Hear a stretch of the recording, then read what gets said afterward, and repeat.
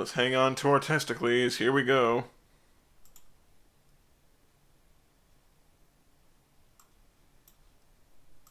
Hey everyone, it's Darth Nihilus here, back to you today with another video, and today I will be talking about the fact that I am 27 years old, still virgin, and never had a girlfriend. Do we need to get these updates every single time you choose to bitch about your life not going anywhere? I mean, if you want to do them, that's fine. I just don't see why it is you keep bringing up shit that just makes you feel depressed later. I don't get it. And I'll start off this video by saying that every single year on the day right before I have my birthday, so every single February 11 of every year, which is the day right before the day that I become an older age, I become filled with this unbearable, insane level of just crushing heartbreak. And I just feel this just deep, aching pain right dead center in the middle of my heart. Like deep in my chest. I feel this just extreme pit of pain. Very severe, just hopeless, despairing, soul-crushing, agonizing, emotional pain deep in my heart.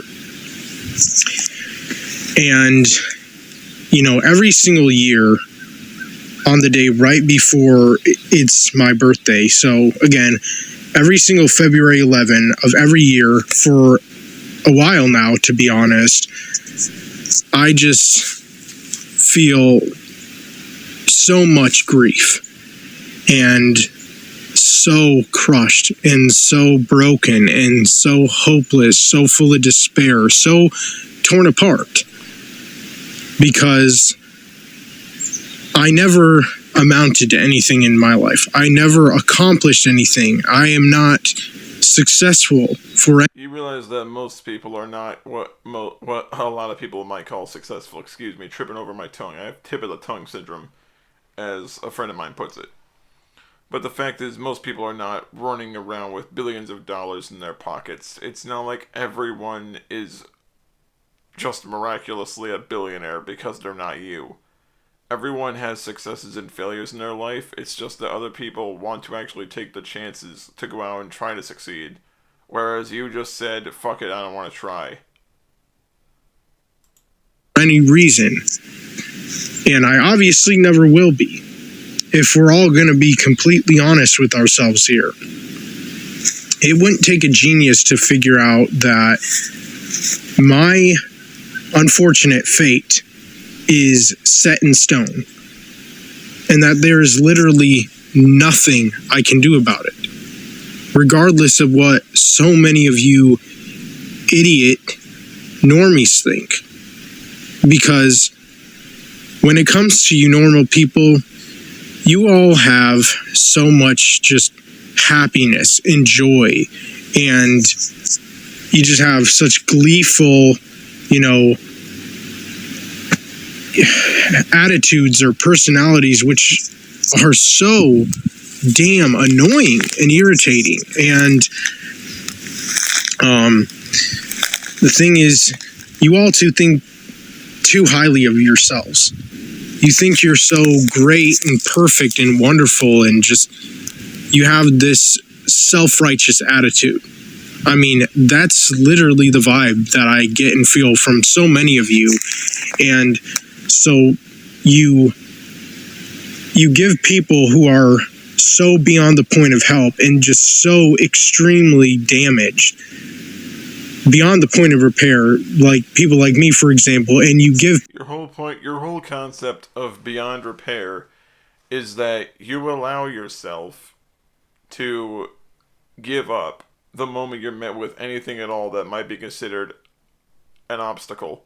The moment you're met with anything at all that might be obstinate to what you would prefer over what you could possibly achieve is when you just say fuck it.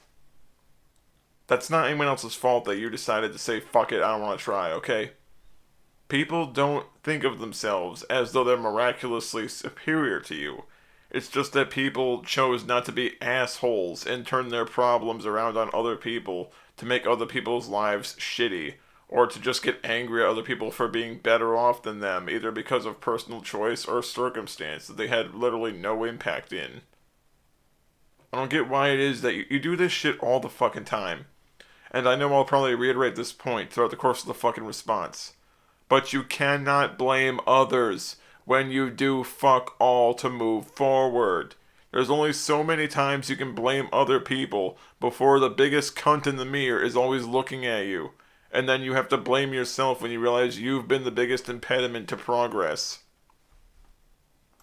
People like me a false sense of hope that people like me, our lives will somehow, some way get better. When in reality, the only way that someone like my life would get better, I mean, the only way that a life like mine would get better, like people who are just like me, incels, black-pilled incels, losers, failures at life and society and all that, the only way our lives would get better is by some miracle. Because otherwise, our lives will never improve. They will never get better. They'll never change. We'll never become successful at anything for any reason. We'll never become accomplished in our lives because we're not normal. We're stunted. We're like, I don't know, we're the bottom feeders of society. We're the failures, we're the losers, we're the lowlives. You become that way because you personally choose not to put any effort into anything that you do. Jesus Christ, that fucking face. This is gonna be the thumbnail. Like, when I'm doing the review portion of this, where I'm editing, I'm gonna grab a picture of this and post, and this is gonna be the fucking thumbnail. I'll remember to bookmark. This is like 4 minutes, 36 seconds in. We're the outcasts, the black sheep. We're the trash of society. We're thrown out, discarded, and gotten rid of.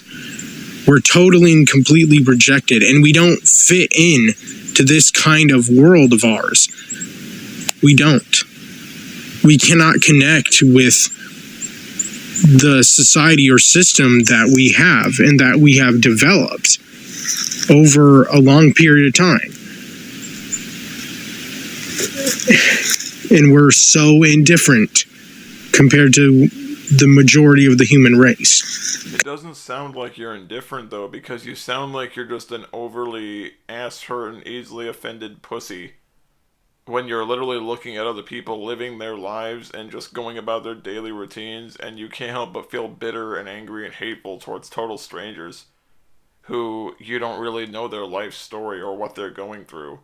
But yet you choose to speak as though they're miraculously walking on the yellow brick road on the way to the city of Oz, because in your mind that's the only way for you to feel like your life sucks, is that if you always assume everyone is just doing 100% better in every fucking path.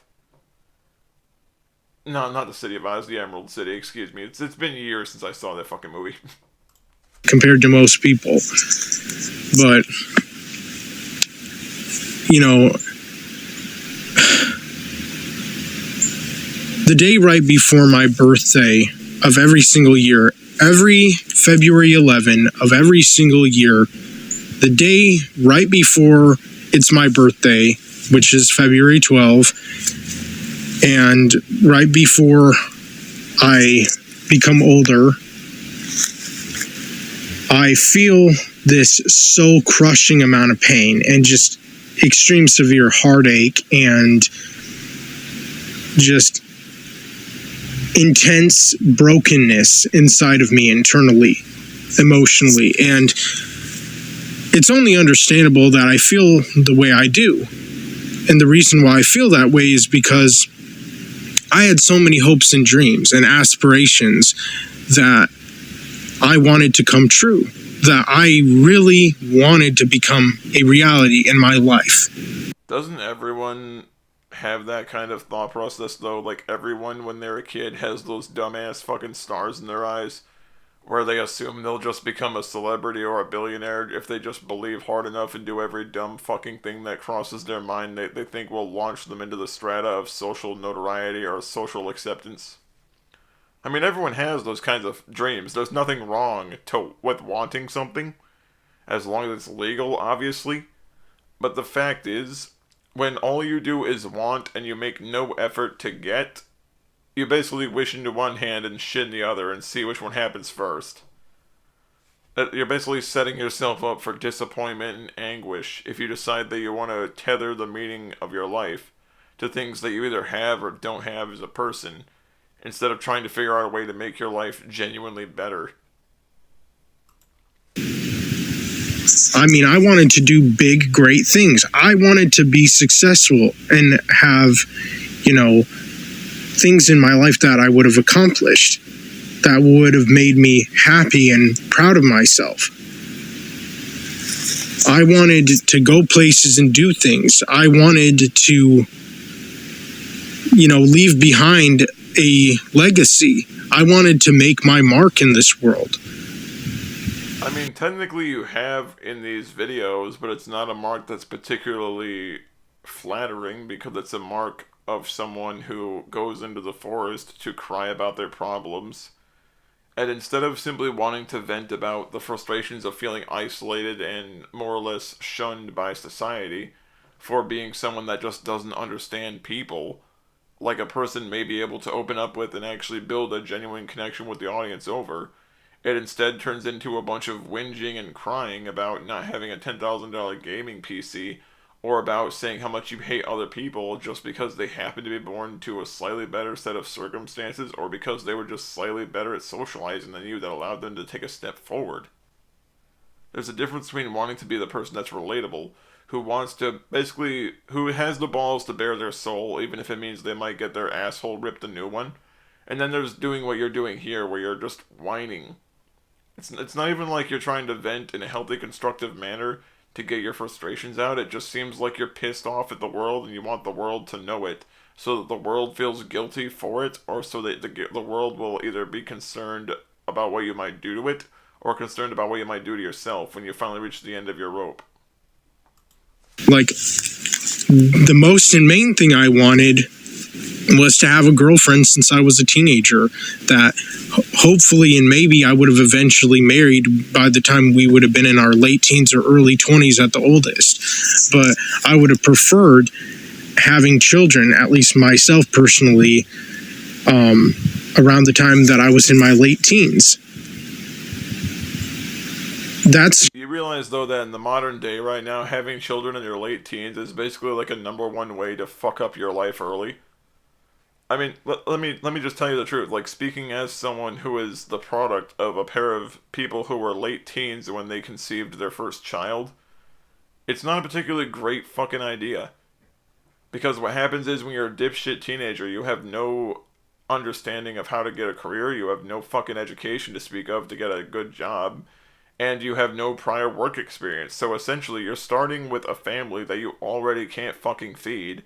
And if your own family, for example, is towing the poverty line just trying to keep you housed and fed as someone in your teens, how hard do you think it's going to be when they now have a grandchild they weren't planning for? Like, even if both families pull together for the sake of the kid that's going to be born from these two people, doesn't change the fact that it now imposes a new financial strain on both sides of the family that might not be readily available to shell out the money necessary to help take care of a newborn, or find a sitter, or try to find a way to help mom and dad find a job once mom's done being laid up from delivery.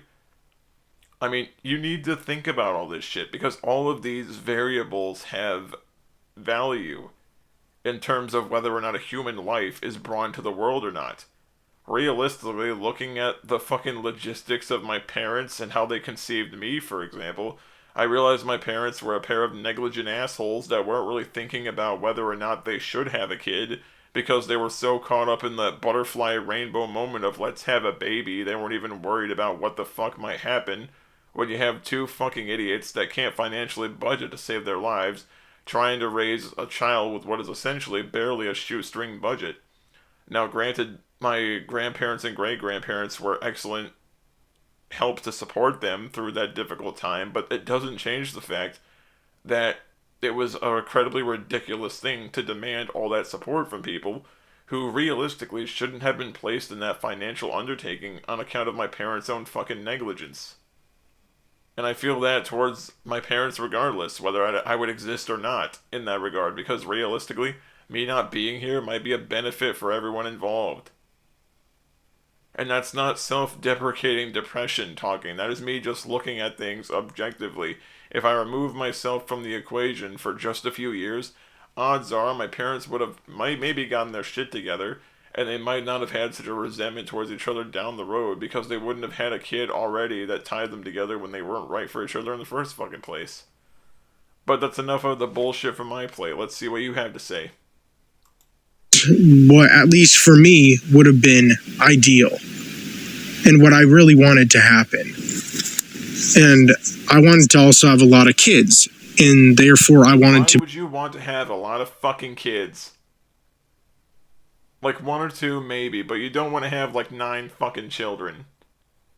Like, to be able to afford more than 2 children right now, you'd have to be making close to $200,000 to $300,000 a year.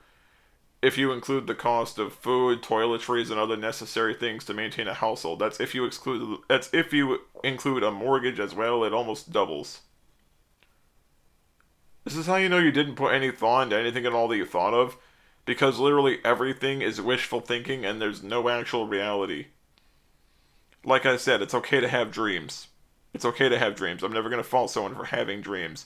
I encourage someone to dream. But I also encourage them that when reality bitch slaps them across the face, not to get pissed off at reality, but say it's okay to look at this and say, maybe I'm just reaching too fucking hard to the sky. Maybe I should try reaching at things that are ground level before I set myself up to go like Icarus did and fly towards the sun, have my wings melt, and drown my ass in a river.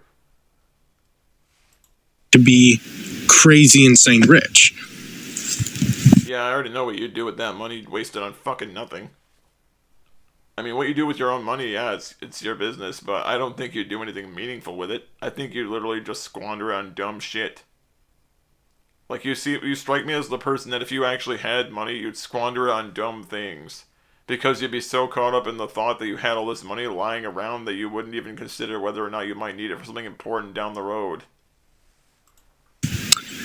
And that's just one of the many reasons why, like, for example, I wanted to become a famous actor when I was a lot younger.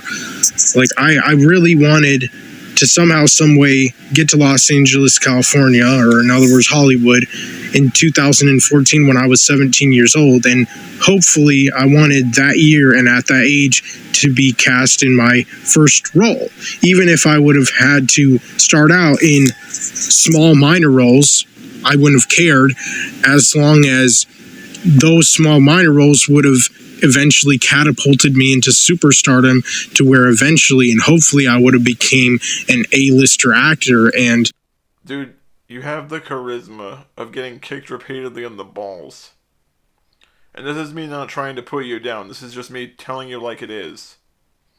Now here's the thing, I'm not the most entertaining guy in the room, I'm not the guy that's the smartest in the room, nor am I the funniest in the room, but at least the things I say can actually make someone giggle or laugh quite frequently, if not, like, here's the thing, if it's not frequently, then at least it's some of the time.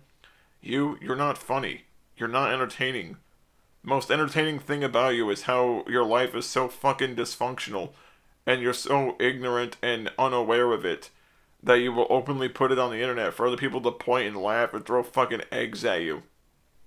Instead of taking 5 minutes out of your day to think, maybe this isn't a good idea to put all this shit out here that people can use to make fun of me.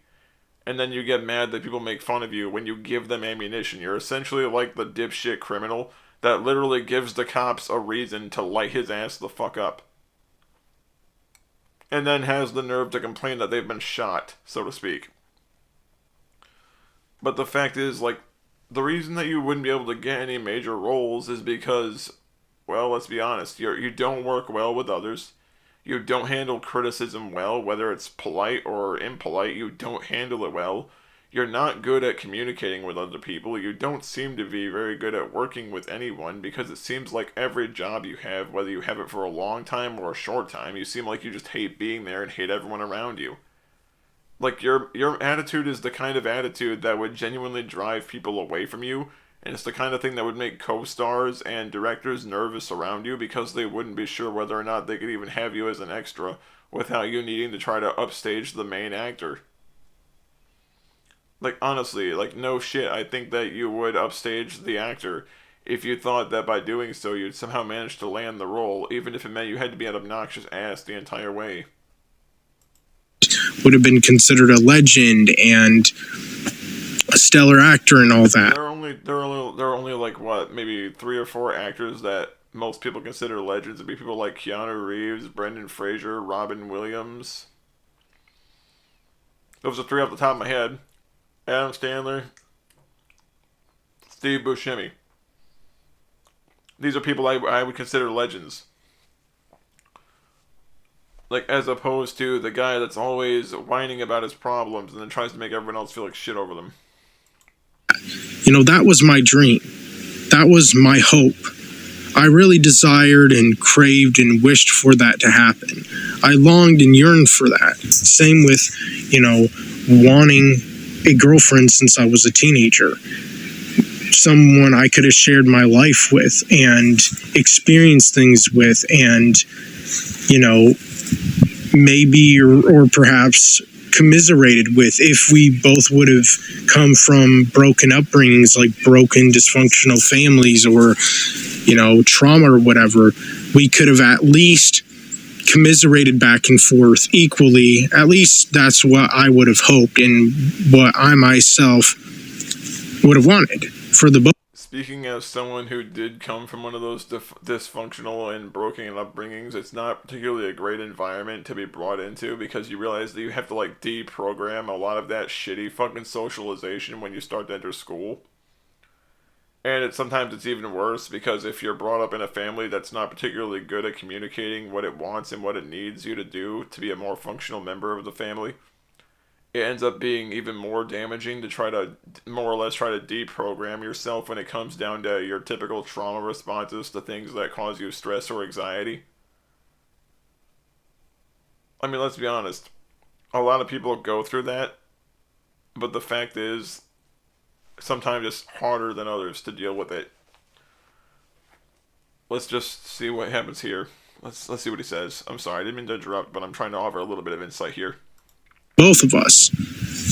Now, I wouldn't have wanted either one of us to have added more suffering to each other, but then again, if I would have gotten with a girl who was just as broken hearted and traumatized and whatnot as I was since I was a teenager, then she probably would have made my life even worse. Like, I have a question. Like, what exactly traumatized you?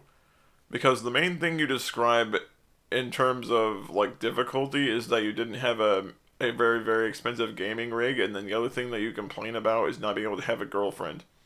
Now, I imagine that if no one shows interest in you romantically in high school, yeah, I imagine it would dent your self-confidence a little. I imagine it would put kind of a damper on your fucking morale, so to speak. But the fact is, let's be honest, dating in high school really doesn't mean a whole lot. Because when you're in high school, a lot of people date for like a couple months and then they just stop seeing each other inexplicably because the feelings they had for each other just wore off. And then there are some people who are dating in high school, they realize that they are happy together, they realize that they actually grow, and as they grow, they realize that they are actually perfect for each other, which in rare instances, and they get married and they actually spend their entire lives together. That's like the very rare story that happens in the 50% of marriages that do work out. But to be fair, trying to get a relationship in high school is kind of worthless. Now, the dating experience in and of itself isn't bad because it will help you learn to better socialize and understand how to interact with the opposite sex or the same sex in a romantic setting. However, the problem is when you start trying to rely on the same expectations as an adult that you do in high school dating, you realize the expectations and the typical way the game is played are different because now there's a lot more to win and lose. And that's why a lot of people just don't fuck with that. But your idea of trauma is essentially just, well, I didn't have a girlfriend in high school, and I didn't get a gaming PC, so my life is horrible and it makes me want to die every day. I mean, I understand if you're upset about the loneliness aspect of it, and the desire for companionship and love. These are normal feelings that a person has. They just want to feel like someone cares about them. I'm never going to fault you for wanting to feel that way. But I do fault you when you try to act like anyone that does have a relationship and you look at them like they're assholes for simply just talking to you and saying that the way you're going about things just isn't helping you. Because you have this defeatist attitude that's already established the fact that you don't give a fuck about trying, but then at the same time, you want to be the one that runs up to everyone, calls them a piece of shit or an asshole because they're happy, and then you just want to ruin everyone else's good time just by being an angry asshole that wants to basically try to spotlight possible negatives in their lives by bitching about your problems and then trying to spotlight things that they themselves might have actually gone through as well but didn't choose to blame others for. And ruined me and destroyed me and wrecked me as if I wouldn't have been already ruined, wrecked, and destroyed before even getting with her. Self-destruction is not the same thing as other people going out of their way to fucking sabotage you. Now, I will not fault you if you're one of those people that has like a really anxious predisposition where you're not good at socializing with girls. Okay, fair enough. A buddy of mine has that to the point where I'm not sure he's had a relationship in I don't know how long. But the difference is he didn't become angry and spiteful at me for being in a long-term relationship. If anything, he just congratulates me and is happy for me because he's probably one of the nicest and most mellow dudes I have ever known. I've been friends with this guy for over 10 years. But the fact is, like, having this attitude where it's like, fuck all of you for being happy, it's the kind of shit that nobody wants to be around. Like, I wouldn't have wanted to get with a girl who would have just made my life more of a living hell. But again, it's your life is a living hell because you actively do things more or less to allow it to go on instead of trying to stop your products, but not your products, your problems, by just not talking to a member of your family about your issues or trying to consult a therapist because you decided it was easier to blame others. most likely that's what would have happened or would have been the case. In reality of things, if I would have actually been lucky enough of having a girlfriend since I was a teenager, which I really wanted to happen. And I envy and I'm jealous of and angry and hateful towards people, both men and women, who have been in sexual relationships since they were teenagers. It's unfair. It's not really unfair because no one's really trying to stop you. No one went out of their way to sabotage your life. It's only unfair if people were to go out of their way to intentionally fuck you over, to put you in a situation where nobody was interacting with you. That's the only way it would really be unfair, is if someone was like making a decided effort to fuck you up. Or if there were people like making an obvious controlled effort to get you to the point to where you don't get any and you wake up angry and pissed and frustrated at everyone. You can't blame others for things that they are not doing to you, intentionally or even unintentionally, because they're not aware that they're doing it.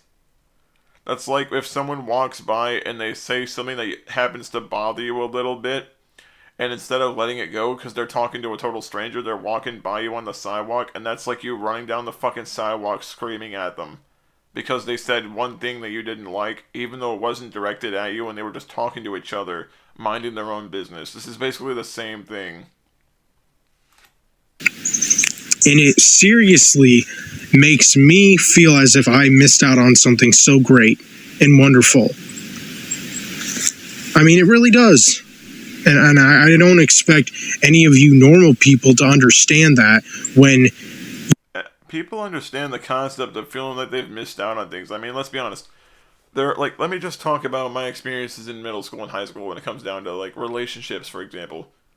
People that know why it was middle school was kind of a dead time for me is because I was too fucked up to really deal with anything. But the fact is, let's be honest, like, yeah, there are things I feel like I missed out on in high school in terms of actually being able to go to real dances and stuff with a date, but the reality is, I look back on it, it's like, yeah, I wish I could have done it, but what are you going to do? It's like one of those things that crosses my mind every now and then for a split second. It's like, well, I wish I could have done that, but, you know, life moves on, and you have to go as well. Instead of like have a fucking episode about it. Like, I know that my particular condition, for example, might make it so that I'm a little bit less emotive when it comes down to dealing with things that might bother me, or there are things that might bother me that will stick in my fucking craw for like a long fucking time, and then I'll just get antagonized over it for no fucking reason because that's literally how my brain is wired. But the fact is, at the end of the day, the things I can't change, I just have to accept. And if you can't accept it 10 years down the road, then you're never going to. And that's something that does need to be addressed if you actually want to make your life better for yourself. You yourselves experience that. So it's not like you could relate to me. Yeah, there are plenty of people that might be able to relate to you about certain aspects of their teenage life that they felt like they missed out on account of either social, financial, or time constraints that they had. I mean, it's not like other people don't go through shit too. It's just that they choose not to blame others for it. At least most sensible people don't. Understand me when you yourselves did not miss out on that. And that you weren't deprived of that. You weren't underprivileged of that. And that's why, of course, when it comes to people such as yourselves, you'll just make fun of me and mock me and bully me and harass me and troll me and whatever it is that you do. Because it's so much easier to do that than to actually take the time and effort and energy to try to understand another human being. You say that, but then at the same time, you yourself don't try to understand that the reason people ridicule you is because they themselves might have experienced situations very similar to your own, but they see themselves in you when it comes down to they see someone struggling. But then it pains them to see that the person struggling is not trying to learn from the struggle, and is instead trying to be angry at others because they struggle, even though the other people have literally nothing at all to do with it except being passive or impassive observers. Most people don't really want to do that. They don't want to take the time, effort, or energy in order to understand someone. And also, in order to understand someone, you have to honestly be like them, at least in some way. You have to be similar to them, or you have to be completely the same.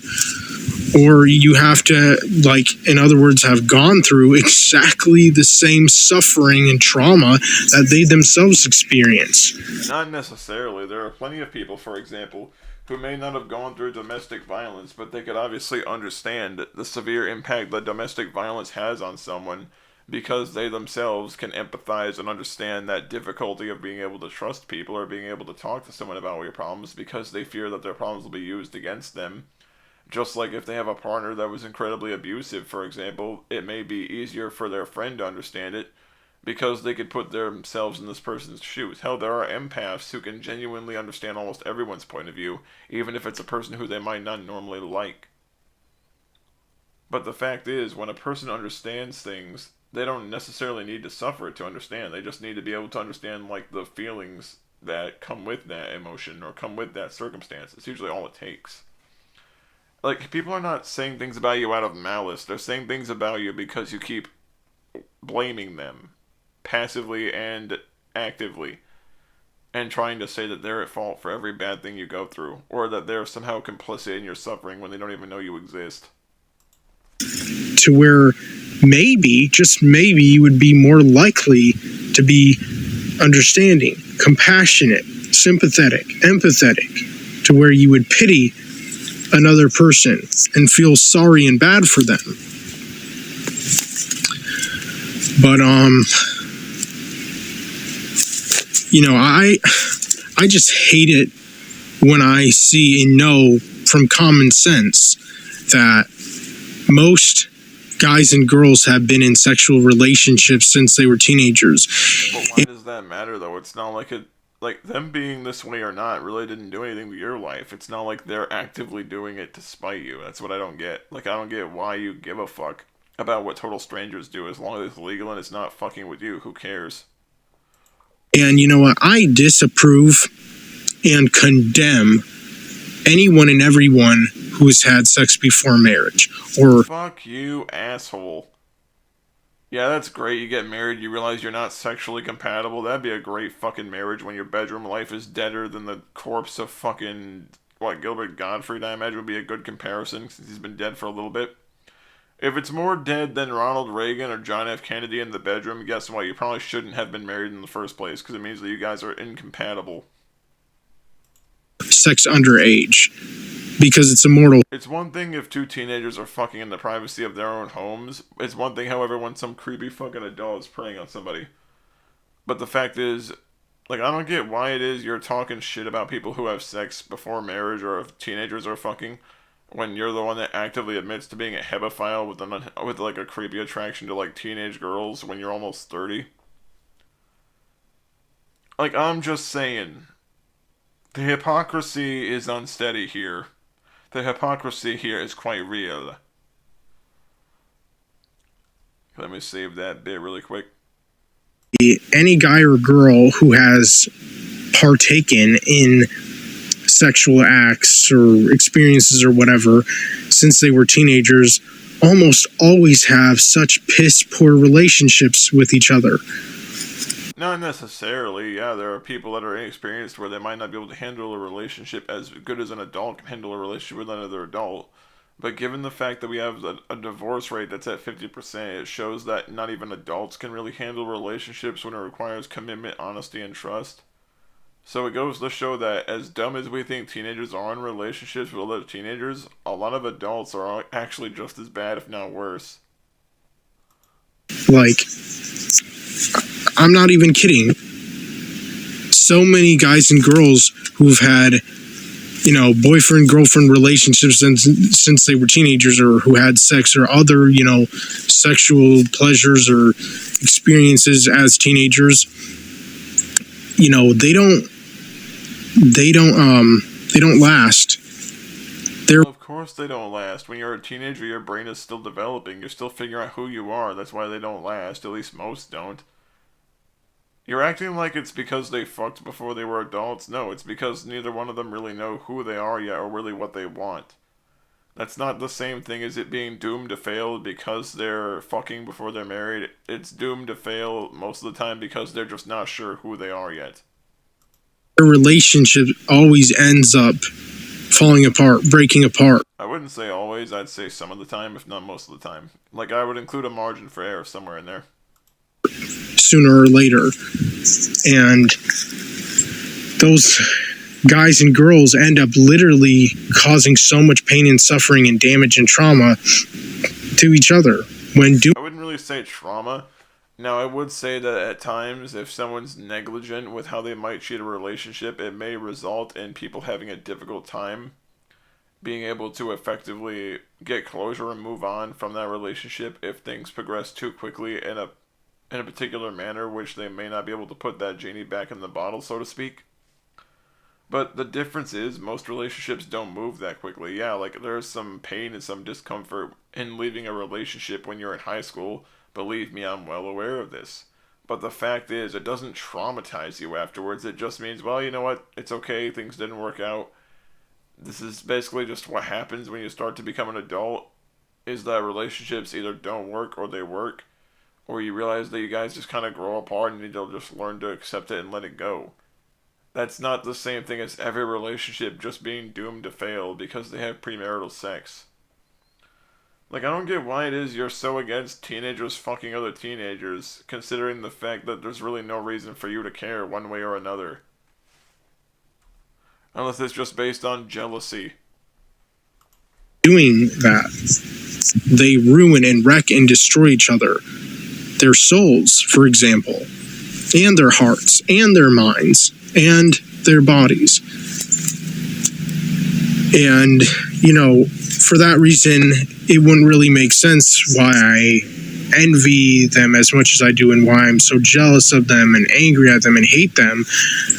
But it's not like I'm jealous, envious, angry at, and hate them for that awful kind of experience, but you hate them because they're experiencing the high of the sex before they experience the gravity of falling back down to earth when they finally realize that a relationship that's only built upon infatuation is not a relationship. Like, the weird part is you partially grasp that concept, but then you almost immediately double back on that concept whenever it's convenient for you to not understand why infatuation is not the same thing as love.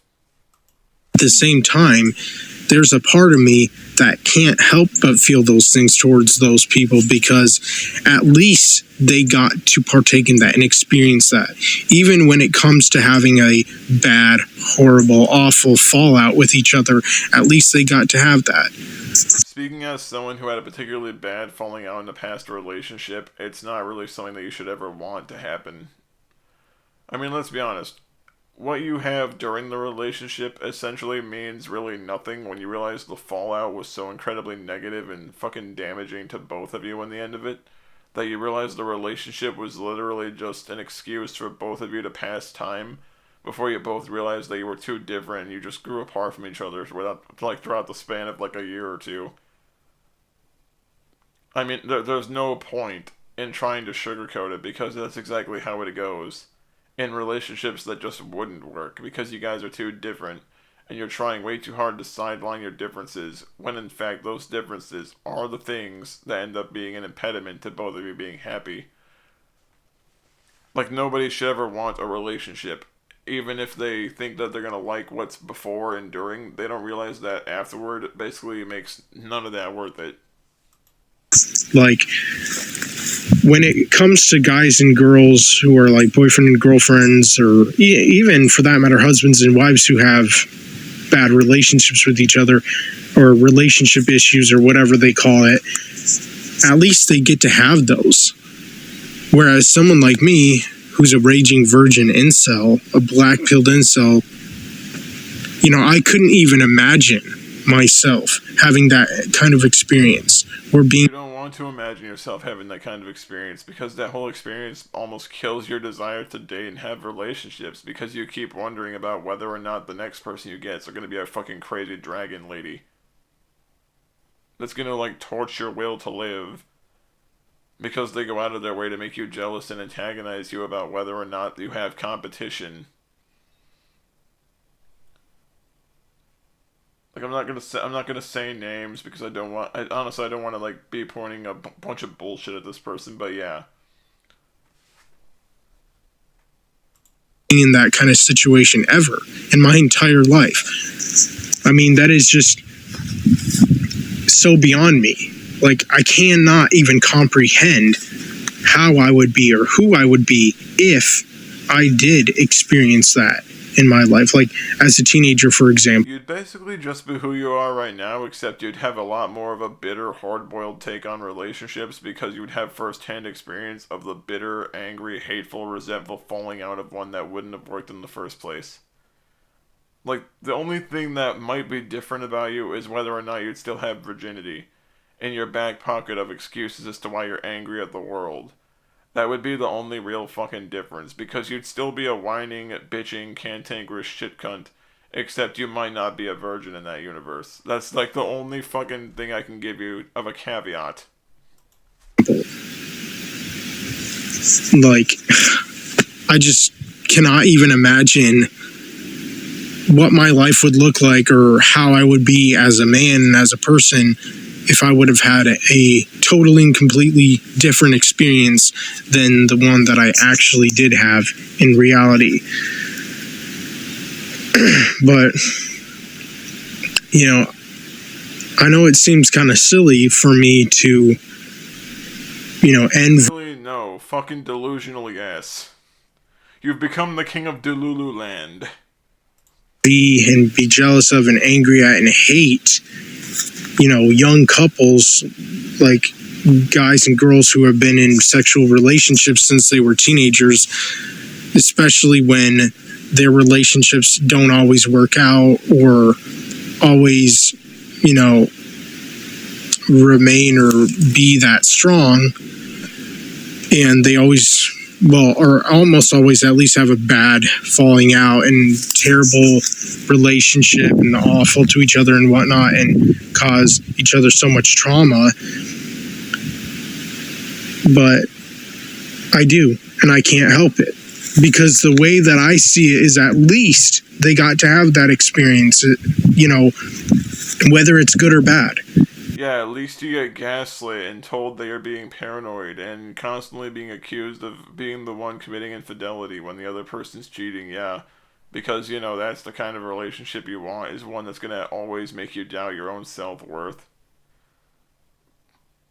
Like, do you hear yourself when you speak, or does your dick just go in your ear and out the other? That way, when the shit that comes out of your mouth comes flying out like projectile diarrhea, you're not even aware of how stupid it sounds to people that actually know what that feels like. You know, that's the thing about us incels that most people who have been in relationships cannot understand, because, you know, it does seem kind of silly to envy, be jealous of, angry at, and hate any men and women who have been in sexual relationships since they were teenagers, when, you know, so many men and women have caused each other throughout history so much trauma, pain, suffering, excruciating agony, and unbearable pain and all that shit because of having sexual relationships since their teens.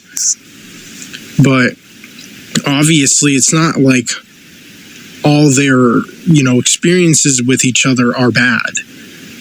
And that's the thing, at least about me as an incel. You know, I envy, am jealous of, angry at, and hate them for having both the good and the bad experiences. Because I never had either. And neither have other men who are incels. That's like being the guy that sees someone else with their own home and then they want to be angry at the guy not only owning the home but then being the victim of an arson. Like, I'd understand wanting a relationship, but I don't understand wanting to experience, like, thinking that you still want to have one after you've heard horror stories of the fallout that can occur, or you've been directly affected by it yourself by having your own fallout. They cannot even imagine that, or comprehend that. Well, of course not, because most people aren't fucking stupid. Well, actually, yeah, a lot of people are fucking stupid, but, like, the fact is people that have experienced it for themselves realize it's not something that they should envy. It's not something that they should want to experience, because even if the likelihood of it going that bad is low, it's still not a particularly pleasant experience that people would like to repeat or go through. Because at the end of the day, it's just a fucking headache and emotionally draining for all involved. Because that is just so far beyond them. It just seems like something so fake and fantasy that would never happen to them. It's not that it seems fake, it's just that it sounds really fucking dumb when you look at it, because it means that you literally want to sign yourself up for, like, what could be the best and worst types of human experience at the same time. And then at the same time, you have this, like, really ridiculous fucking approach to it where you believe that experiencing it one way or the other will miraculously give your life a complete 180. It won't. Like, there's no guarantee your life would get better because of a relationship. However, if a relationship falls out, there's definitely a chance that your life could go through a major depressive spiral for a while. Because you get so fucking caught up in that feeling of rejection and loss and emptiness after having someone in your life that you thought would be a major part of it, just to realize that they no longer want anything to do with you and they basically just jettison you from their life. Like, yeah, it's not a particularly pleasant experience to go through. Why anyone would want to try to latch on to the fading glory of what they think a relationship is compared to the falling out of a bad relationship is beyond me. And it's not because I can't comprehend desiring a relationship. It's because when you look at someone go through a negative relationship and all the fucking after effects of it, you realize that maybe, just maybe, dating isn't necessarily great for everyone. And that you might consider whether or not you want to date at all when you witness people doing that kind of shit to each other left and right. I don't know, maybe I'm fucking stupid, maybe I'm just lizard-brained, I don't get it. But it seems like something that a person wouldn't really want to put themselves through if they feel like everything they do is going to be a constant fucking source of anguish for themselves if things happen to go shit sideways. And,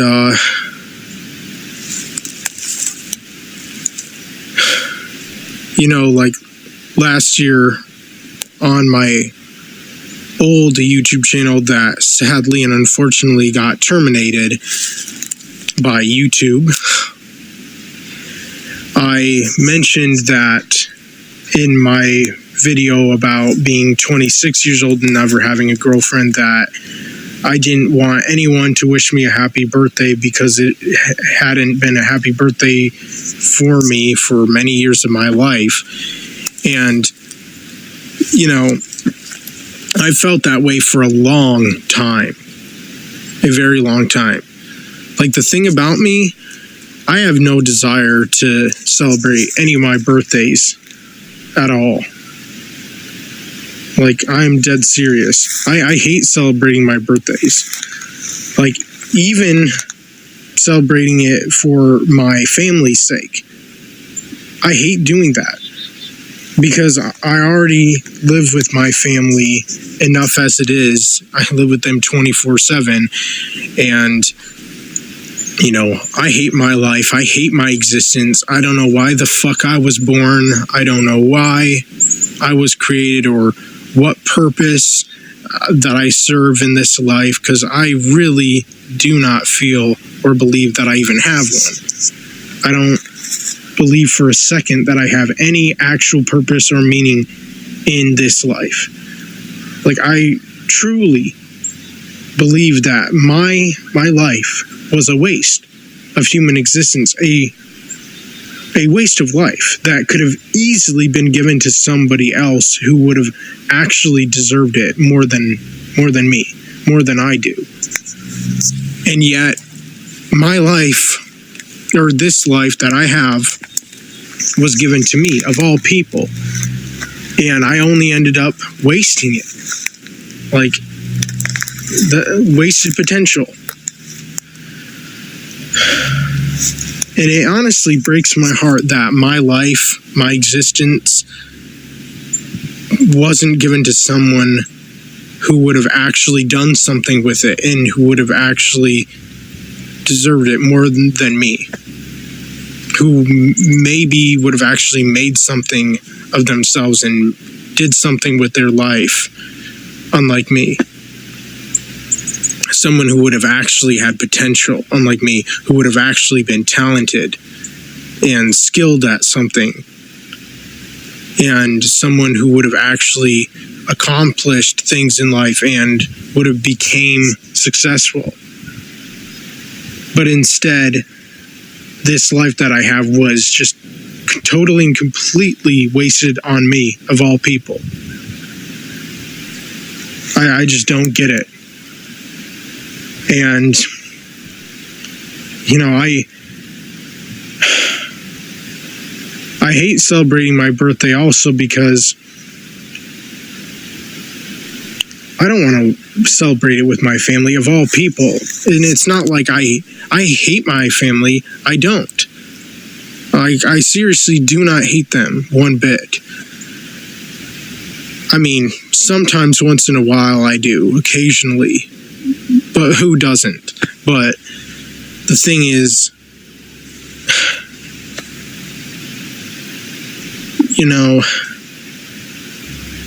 if I were to celebrate my birthday, I would rather celebrate it with friends. If I did, and that's only if. Not that I would even do that. But if there is one way that I would maybe consider celebrating my birthday again, that would be if I had a girlfriend, or a wife for that matter. And to be honest, I don't even want a girlfriend, and I haven't wanted one for a while now. Yes, I still make these videos because these are some of my best videos and my most viewed videos for that matter, which is awesome and amazing to say the least. But I don't want a girlfriend. I want a fucking wife. That is what I want. That is what I've wanted for a long ass time now. More than any of you will ever be able to understand. And the reason why I want a wife so damn badly and not a girlfriend is because I really do feel like I missed out on, the best time in my life, at least that I would have thought would have been the best time in my life personally to have a girlfriend, which would have been in my teens as a teenager. Because let's face it, when do the vast majority of the human race end up having boyfriend-girlfriend relationships? When they're teenagers. When they're teens in high school. Whether they go to high school or not. Most people, most guys and girls have... Yeah, I'm still here. I just wanted to let him talk for a bit, so I'm not having to stop every 5 minutes. I want him to finish his point before I continue. Relationships, as in boy and girlfriend relationships, as teenagers. But by the time those people get into their late teens or almost early 20s, they usually normally end up getting engaged by that point, and having kids of their own. Like, people that I went to school with that I knew growing up, they started having kids in their late teens, and also started to get engaged to each other in their late teens, almost early 20s. And that's normal. That's very common. And there's me, who is now a 27-year-old virgin, a 27-year-old black-pilled, broken-hearted, hopeless, full of despair, emotionally, mentally torn apart virgin who never had a girlfriend. And, I'm almost 3 years away from turning 30. Speaking as someone who is 2 years older than you, it's not that big of a deal unless you decide to make it that big of a deal. Like, usually when you mature, when you're over 18, the rest of it's all a psychological thing. It's not really a physical thing unless you put a lot of effort into working out and taking care of yourself. Then you see it down the road. But the fact is, the moment you start worrying about how old you are and how little you achieved is the moment you start wasting time trying to catch up on all the things that you think you're missing. Instead of trying to make the most of what you have or trying to improve your situation, you're doing this. It's counterproductive to a good life. Okay? Okay, Isaac, it's counterproductive to a good life when you keep trying to make everything that you don't have everyone else's fault. It's just crazy when I think about it. It weighs me down. The fact that I am almost a 30-year-old man. I'm 27 now. Officially and physically 27 years old. And I mean, I would say even since I was 20 years old in 2017, I have wanted a wife. And I've not really wanted a girlfriend. I haven't really longed and yearned for a girlfriend for many years now. I just wish that I was able to meet someone, miraculously, of course, because that's what it would literally take for me to meet a woman. And just know that she's the one, know that she's my soulmate, and marry her in a heartbeat. Yeah, but the fact is, if you get married before you date, you really don't understand the person at a deeper level, because what happens is, if you just get married, if you have one of these whirlwind weddings, what happens is you end up finding out that the longer the two of you are together, the more you grow apart, and the more you realize that you can't fucking stand each other. That's why 50% of marriages fail, dude, is because a lot of these marriages are people just choosing to get married on a whim to someone that they've only dated for a little while, or they've had maybe a handful of interactions with. And the problem is, when the people do get married, they realize they're two completely different people in private than they are in public. And that's when all the little fucking bullshit butterflies and rainbows you make up about the other person in your head shatter. Now, there are two things that can happen. You can learn to love them and accept them because you realize they are another human being. And they're not going to be perfect. They're not going to be whatever the fuck you think exists inside your head. They are going to be another person with their own bodily needs and thoughts and everything else. However, when it comes down to how you talk about things, I just don't believe that you yourself possess the capacity to accept that and actually see it for what it is. Because you have all these stupid fucking ideas of what a relationship is in your head from Disney movies, which don't really work in terms of sticking to reality, in terms of how relationships often take a lot of time and patience and care to really develop in a healthy manner. I mean, of course, I would still expect her to make the first move. I mean, I would do the proposing, and I mean, you're kind of fucked if you expect someone to make the first move that's not familiar with you. And especially if you're really shy and really anxious, a woman's not gonna really approach you because she might feel like she's intruding on your space. And if you seem like the kind of guy that's gonna do something like crazy, weird shit, they're probably not gonna approach you because they're gonna think, yeah, I'd rather not be around someone like this if I realize that they're possibly gonna be an impact to my life later. It's just gonna be a major impediment for you down the road. I would totally and completely provide for her, 100%. Like, no question asked. If she just simply made the first move, I would do the proposing, and or in this case, if there was a woman who was like my true soulmate, and if I just knew it in my heart and in my soul, that she would probably herself ask me if I wanted to marry her. Well, the fact is, like, the reason that a lot of women won't actively propose marriage to their boyfriend is because they don't want the guy to panic and feel like she's trying to trap his ass. Which is why a lot of relationships early on have that awkward stage when they've been together for a while, when the thought does cross both of their minds, but neither one of them wants to say anything because they feel like that if they approach the subject, the other person might feel like they're trying to fucking basically stick them to themselves, instead of actually just taking the time to where they can both approach the topic in a neutral environment where neither one of them feels pressured to either like press the issue or capitulate to the issue. It's one of those things that it requires a lot more tact than you give it credit for, because when you spend the rest of your life with someone, that is a pretty long-term commitment. So you're really going to have to think about whether or not this is the right person, the right place, the right time. It's okay to live for the moment, but when your entire life is living for the moment, you're setting yourself up for disappointment, failure, and anguish. Which would be a dream come true for me. Yeah, but obviously, that's never going to happen. That's just me hopeful wishing and thinking and fantasizing about something that is just totally unrealistic and will never happen. Because all I literally do in my life is just rot in my parents' basement and feel sorry and bad for myself, constantly pity myself, feel like shit all the time, all day long, constantly 24/7.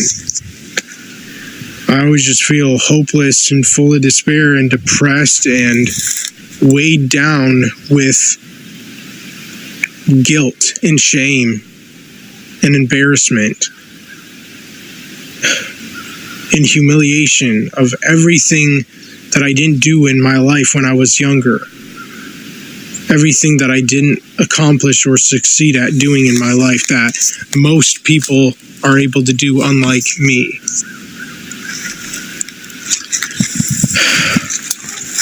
I hate myself.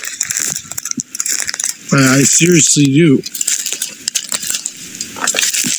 And, I don't expect any of you to understand where I come from when I say that. Because I have honestly hated myself for a very long time now. For many years in my life. I just honestly feel like a nobody. A sad excuse of a human being. A loser, a failure, a lowlife. A good-for-nothing fuck-up. I don't know. I don't know any other words that I could possibly use to describe me any more perfectly. I don't have any hope that my life will get better. And that's why it's not going to get better, because you're automatically deciding that it's not. Like, failure is not the lack of success. Failure is not attempting it or not learning from a previous lack of success. That's when it becomes failure. Other than that, it's either a lesson learned or it's a never attempted endeavor. I know for an all-around fact, even for many years now, that I was never going to change, that I was never going to improve anything about myself. Well, here's the thing, like, change is like anything. You have to really want it, and you have to be motivated to actually do it. It's not that it's impossible, it's just that you've decided it's impossible. And if you want to condemn yourself to a life of agony, hatred, and fucking misery, that's on you, so stop blaming everyone else like a faggot. If you want to vent about your problems, I 100% agree. Vent if you feel it's necessary. But I wish you would stop whining about other people existing and then saying that them existing is the problem and not you for whining about it without doing a single fucking thing to improve.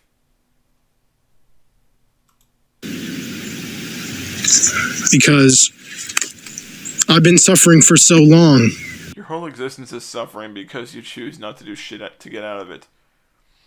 Like, for people that have been around on this platform long enough, they remember Monica Punk and how she was basically just this incredibly obese, brain-dead, juggalo chick who would cry and bitch about jobs that would be a headache. And instead of trying to be happy or figure something out that would work for her, she instead decided that she wanted to bitch and cry about things she didn't like. And then trying to make it everyone else's problem that she experienced these things. Like, that was the long and short of her, like, whole career on YouTube, I guess you could say. So hoping this doesn't blow up my fucking speakers.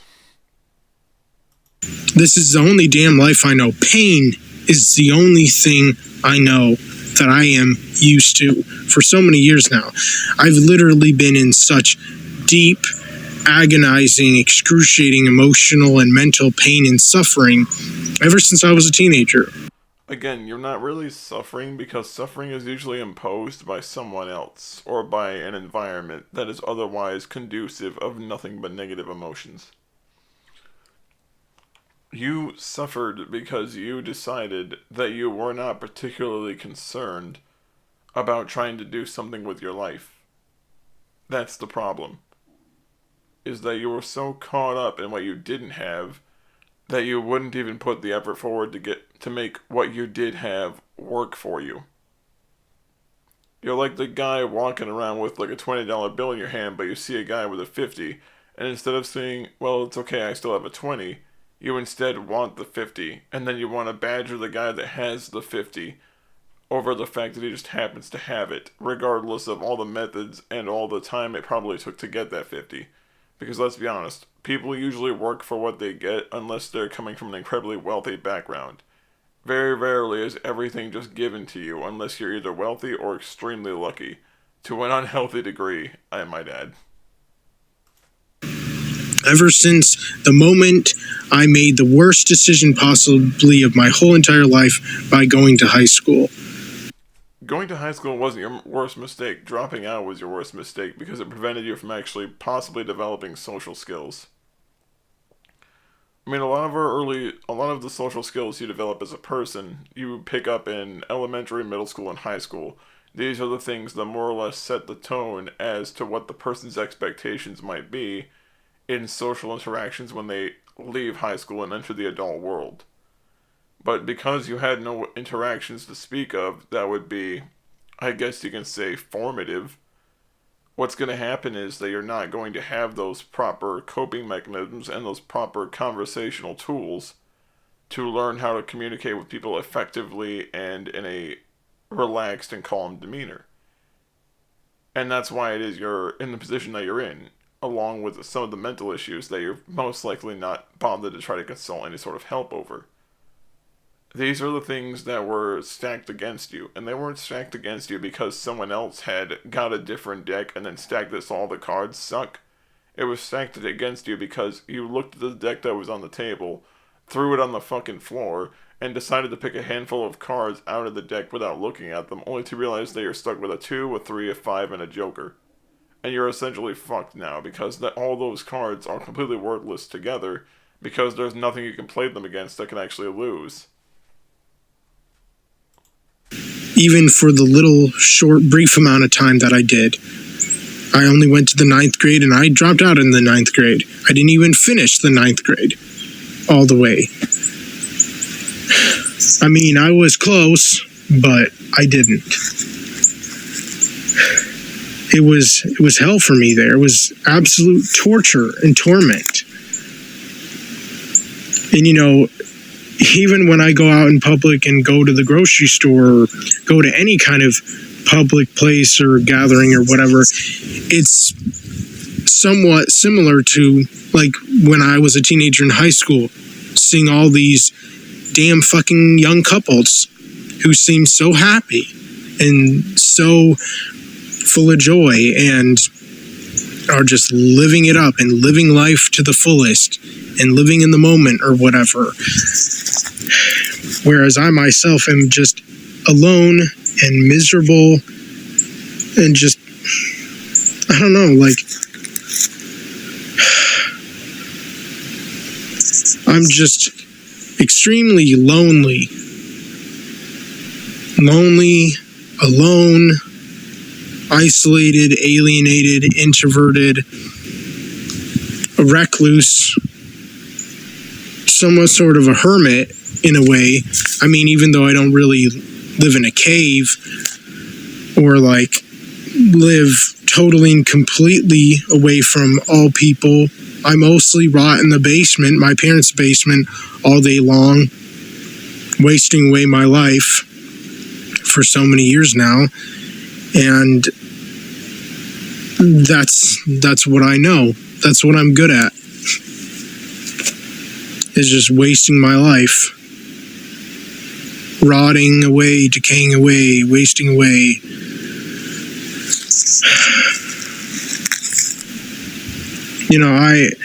I have no talents. I'm not skilled at anything. I have no drive or ambition in my life. But it's heartbreaking to know that at one point in time in my life, I did, and I used to. When I was a teenager. Like literally, when I was a teenager, that is the time period in my life in which I had the most hopes and dreams and aspirations. That was the time in my life that I longed and yearned for things like crazy. Certainly. Well, technically, everyone has dreams and aspirations as a teenager, unless they're one of those people that turned out to be one of those assholes that was like a teenage misanthrope who hated everything and everyone because they were going through that really crazy emotional spike that teenagers go through. And instead of like trying to process it like a normal person where it's like, okay, I feel this way, but I don't know why, I need to talk to someone about it and try to work through it. Instead, those guys and girls became the assholes that no one liked in school because they just treated it like it was a personality instead of just something that they were trying to work through personally, and they made it their whole fucking thing. And they were just assholes to everyone around them because of it. And it was to the point where nobody wanted to be around them anymore because it just felt like everything they were doing was just them getting kicked around and treated like shit by their own mental health, and then they were kind of taking it out on others. And the problem is, because they felt that way, they felt like they didn't have a fucking future because they didn't know how to feel about anything in their life. And the problem is, you strike me as one of those people who basically tried to make that their whole life without any sort of fucking self-awareness of the fact that doing so basically it pigeonholes you into a really shitty position socially and psychologically. Life experiences and materialistic things and that I wanted, that I craved, that I wished to have, but didn't.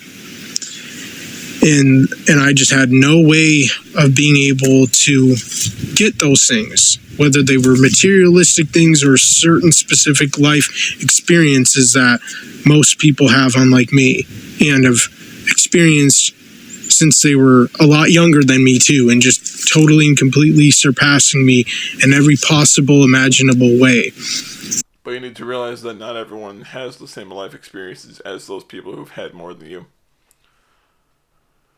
What you don't seem to get is that a lot of the people that go through these life experiences, they're not just like you. They're not just like everyone else. Everyone's life experience is unique. Now, there may be some life experiences that a person may say are typical, but then there are people who may be atypical who may not follow those life experiences, and those people may be in larger numbers than you know. you don't really have a sample size to work with here. So you're essentially working with figures and stats that you yourself can't even grapple with because you don't know how to analyze data or information. And you have no figures to work with at all to even put into a data entry, so it would be essentially pointless to say one way or the other.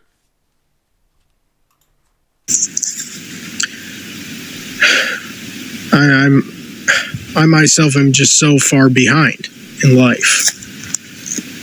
And I know for a fact I'm going to stay and remain this way.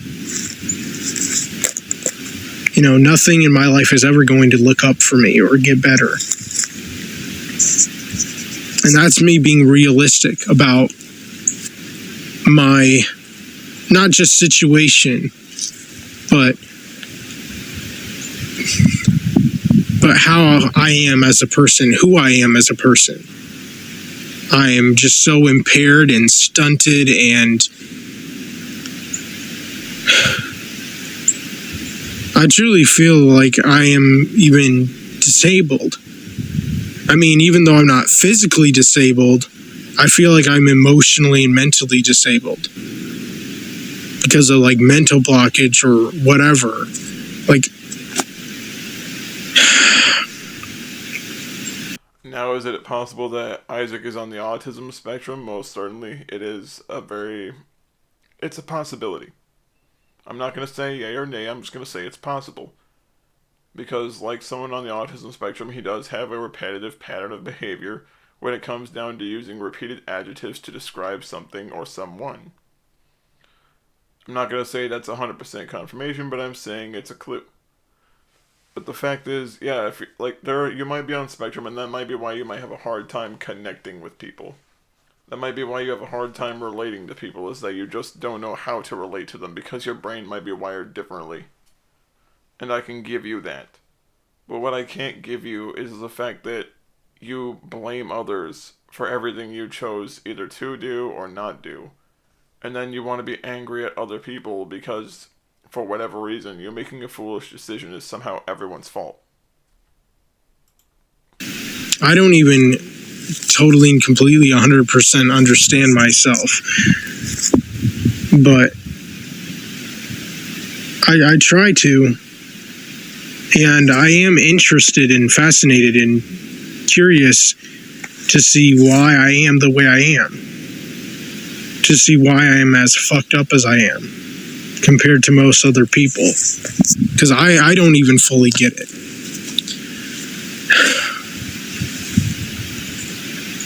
And then there's nothing I can do about it. Well, there's not really nothing you can do about it, because if it is really just a social thing, I imagine that if you talk to a counselor or a psychologist and you tried to maybe improve how you can engage in dialogue with people, maybe work on your anxiety and your nervous demeanor, if you learn to just shed some of that negativity and make it, instead of being a nihilist or a black pill, have someone that's like more of a realist talk to you about these things instead of talking to people who only feed into your narrative and only feed into your delusion that the world's out to get you, you'd probably be in a much better place. I'm not saying it would solve all your problems, but I'm saying it would put you on the right track. It would put you on a track where you could possibly move forward instead of doing whatever the hell this is.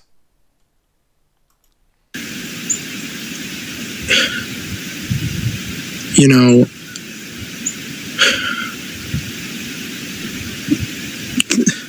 the thing about me also is that I hate getting old.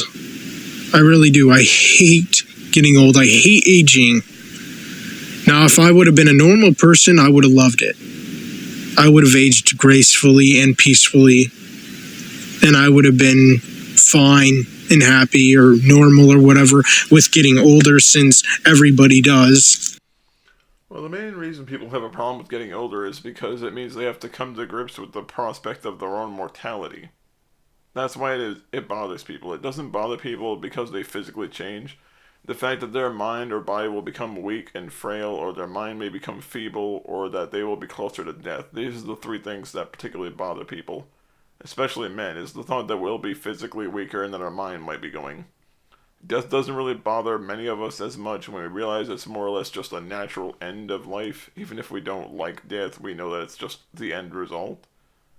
But the fact is, it's the loss of someone's mind and body is what they really are. Like, those are the two key worries to most people instead of death when they start getting older.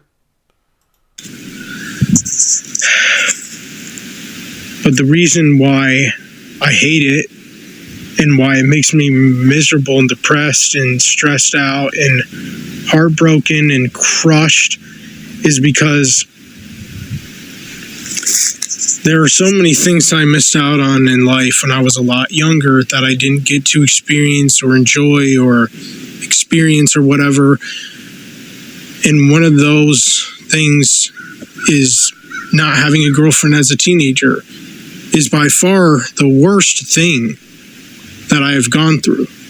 So you say it's the worst thing ever. So you're saying that having a short-term relationship in middle school and high school for you, you feel it like would have fixed all your problems. It wouldn't have.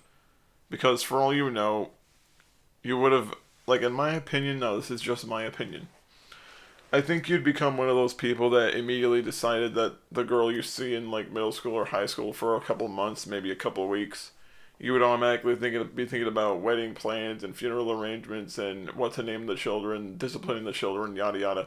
Like, to me, you seem like the kind of guy that when, even if a relationship is very, very short going, you still have all these butterflies and rainbows in your head about how everything's going to go.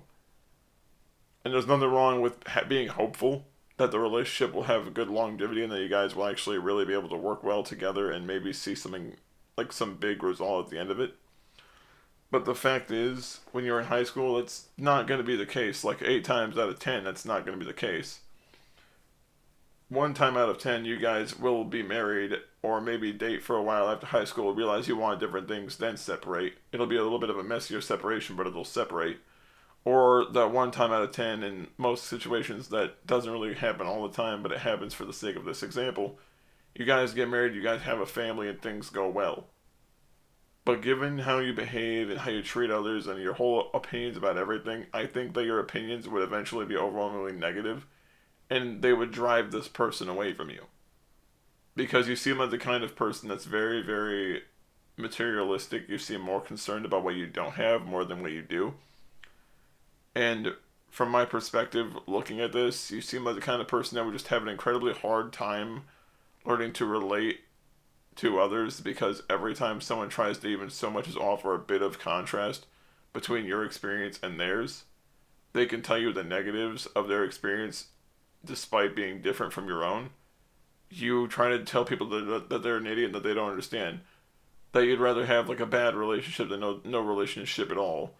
Let's be honest, a bad relationship can make someone just as suicidal as being alone forever. Because if the relationship is so bad that it takes a person's entire will to live and basically just torches it in front of them, and the person just dances around it like in a circle, basically bragging about how they destroyed this person psychologically because they got bored of the relationship and decided that was the way to handle it. Guess what? That's not a relationship worthy of wanting, and that's not something worthy of envying. That's a person that's like, wow, fuck man, I'm sorry you went through that. That's the kind of reaction sane people have. Like, even incels will look at the guy who has, like, a really fucked up divorce going on and say, well, even though I understand the physical intimacy part of it and you had that connection, the fact that she's doing this to you kind of makes me understand why it is that some men might avoid women at this point, or why some men are not necessarily blessed just because they're in a relationship. Because if a relationship turns sour, it could be just as bad as being alone forever. In fact, it may even be worse, because all those feelings of rejection and essentially being abandoned by that person. It's not counting the fact that you then have to bear the brunt of having to essentially cut another person out of your life that you imagined was going to be a major part of it. In my life, more than not having or experiencing materialistic things that I really wish I could have had and wanted growing up, even since I was a kid, or at least a teenager. Even more than any of that bullshit. Not having a girlfriend as a teenager, not having someone I could share my life with and do things with and go places with and, you know, have a really deep and personal connection and relationship with somebody who hopefully would have pleased and pleasured me and would have gladly and willingly performed all of my fetishes for me. See, it immediately goes from wanting someone to share your life with to immediately going right to your sexual preferences and right to your fetishes. See, that's why I have a hard time believing that you're more concerned about the emotional connection, because once you get the emotional connection, like you get it out of the way quickly, and then you immediately go to your fetishes and sexual desires. And then a person is totally not supposed to think that this is all in the pursuit of your physical gratification, more so than the thought of being appreciated and loved and accepted by another. That's why people suspect that.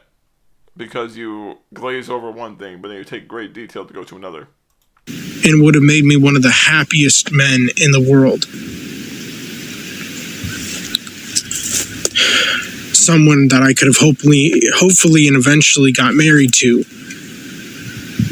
And I would have also wanted, this girl to be like me in the way that she would have wanted to save herself for marriage, and also a girl who would have never, not once, sucked dick or took dick up the ass and condemned all other women who did that, and guys who expect or want or demand. Remind me again why it is that anyone. Why should a woman give a shit what another woman or what a guy is doing as long as it's legal and no one's actually getting hurt? Why would that person need to care, and why do you need to care? It's not like these people are doing it out of some desire to hurt you or affect you in some way. It feels like you're just looking for reasons to be angry at total fucking strangers, and it's kind of pathetic. Well, not kind of, it is. It is just very pathetic to see a grown man needing to hate and be pissed off at others for reasons that even he can't justify to anyone, not even himself. Because all of his justifications are based entirely on books that were written thousands of years ago by crazy people, and if not that, it's written by his own insane version of what he thinks a perfect world is, when the reality is the world's always going to be flawed, it's always going to be fucked up in some way. All you can do is try to hope to make it better for yourself and those around you. But the fact is, people like you don't believe in that, because you have this fucked up mentality that if you ignore bad things or promote bad things, the world somehow gets better for you. Or wish for their girlfriends or wives to do that. Sick, perverted, degenerate, wicked. You're literally attracted to flatulence, shit, and piss. You lose any right to call anyone sick or degenerate when that's what you're into. Okay? There's a reason that those communities that are fetishes in that way are so niche. It's because pretty much nobody in the room likes that shit unless people that are completely mentally fucked. There's a reason that they have entire psychology courses dedicated to trying to figure out a way to treat and solve those attractions. Kid, just mortal sin, sexual act for them. Why is it a mortal sin if other people do it, but you want other people to do things that are more disgusting and more degenerate? Another thing, why is it that you care what people do before they're married if it's with a partner that they've been with for like a long period of time, for example? Like, what if it's someone that actually does intend to marry the person they're doing these things with, and they actually do get married? Then what? Does all your anger for them disappear? Or are you just gonna hang on to it like a clenched fist, like cupping a fucking handful of razor blade and like razor wire and salt, until you finally realize there's no point in being pissed off at nothing?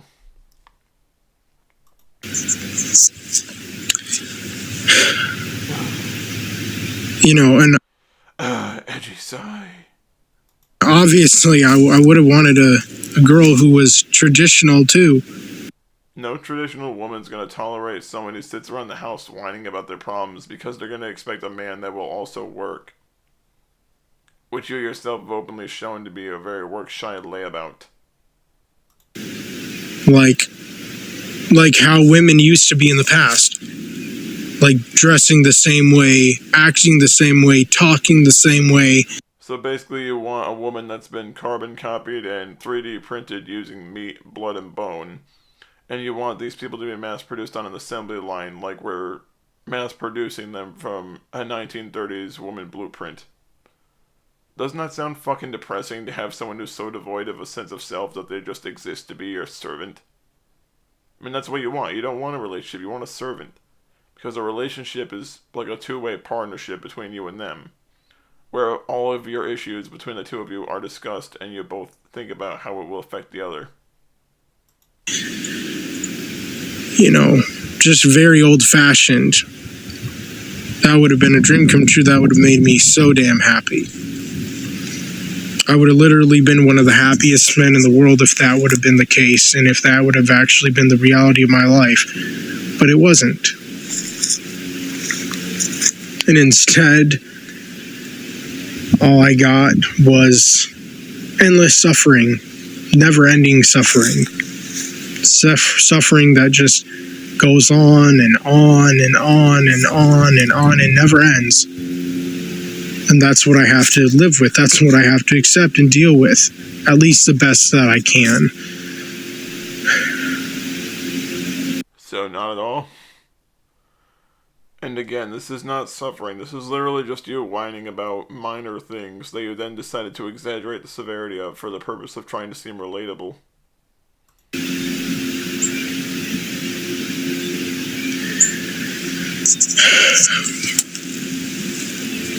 You know,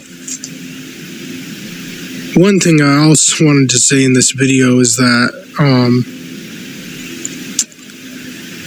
I think it's kind of funny and interesting when normies online say that, you know, if you want someone to love you, you have to love yourself first, or in order for someone to love you, you have to love yourself first. I think that's absolute bullshit and such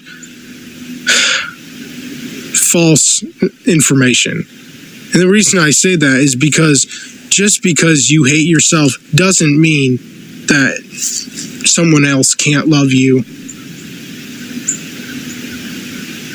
Like, seriously. That doesn't make any logical sense, because someone else can still love you even if you don't love yourself, because that is their feelings towards you, not your feelings towards yourself. And I also think it's just unreasonable for normal people to expect that men who are incels, men who are virgins, way into their 20s or 30s or whatever, to love themselves when they never got any kind of, you know, women affection or attention growing up.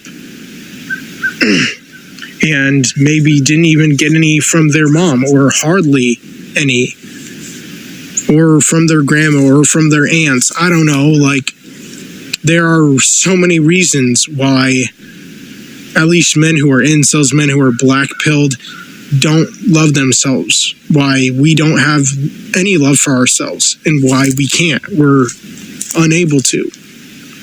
It's impossible for men like us to love ourselves.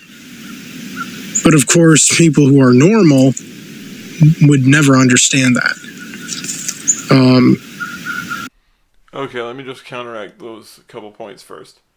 Speaking as someone who had a lot of issues with self-loathing and a lot of issues relating to understanding one's self-worth and being able to, like, separate your self-worth from whether or not you're in a relationship as a teenager.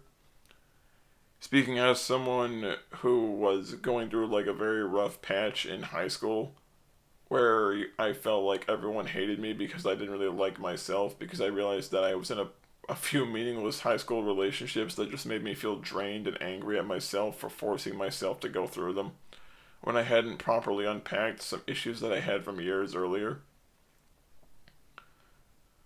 But the fact is, like, yeah, you feel like the reason that people feel like they can't love themselves, and the reason that they shouldn't try to date if they don't love themselves, is because they might turn that feeling of uncertainty and that distrust on other people.